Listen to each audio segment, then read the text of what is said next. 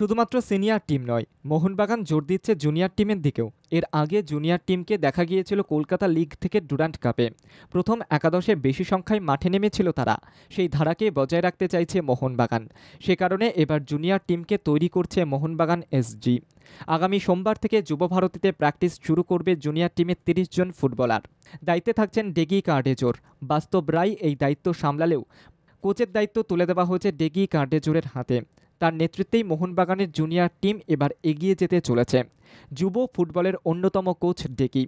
FC গোয়ার দায়িত্বে ছিলেন তিনি। তার নেতৃত্বে এফসি গোয়া এর আগে বান্দোদকর মেমোরিয়াল ট্রফিও জিতেছে। জুনিয়র টিমকে ঠিকমতো তৈরি করার জন্য মোহনবাগান এসজি ভরসা রাখছে এই কোচের ওপরেই। জানা গিয়েছে এই জুনিয়র টিমের যেসব খেলোয়াড়রা তাড়াতাড়ি নিজেদেরকে গ্রুমিং করতে পারবেন তাদের বেশ কয়েকজনকে আইএসএলের জন্য বেছে নেওয়া হবে। আর সে কারণে যুবভারতীতে প্রস্তুতির আয়োজন করতে চলেছে মোহনবাগান। শুধুমাত্র জুনিয়র দল নয়, সিনিয়র দলের ক্ষেত্রে নতুন কোচ নিয়োগ করা হবে। কারণ হাবাস নিজে পূর্ণ সময়ের জন্য থাকতে আগ্রহী নন। পরামর্শদাতা হিসেবে থাকতে চাইলেও কোচের পদে তিনি থাকতে চাইছেন না। সব মিলিয়ে সিনিয়র জুনিয়র টিমকে নতুনভাবে তৈরি করা হবে। বিশেষত জোর দেওয়া হবে জুনিয়র টিমের ওপর। প্রসঙ্গত, এদিকে কলকাতা লিগ শুরু হতে চলেছে 25শে জুন।